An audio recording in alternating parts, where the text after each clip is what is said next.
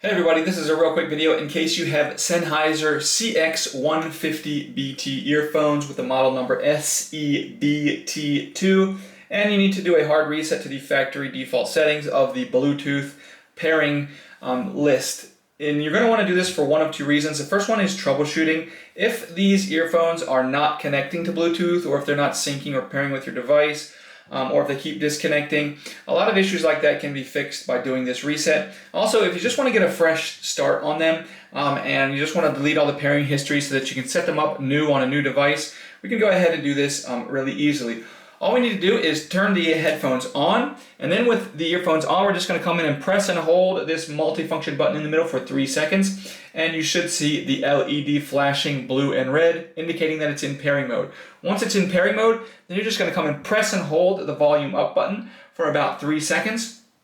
and after that, it will delete all of the Bluetooth pairing history and restore it back to the way it was when it came out of the box. And you'll actually hear it say, you should hear it in the earphones, it will say pairing list cleared, at which point you can go ahead, it'll flash blue and red 3 times, and then it'll just go right back to pairing mode, and it'll be ready to just be paired with a new device.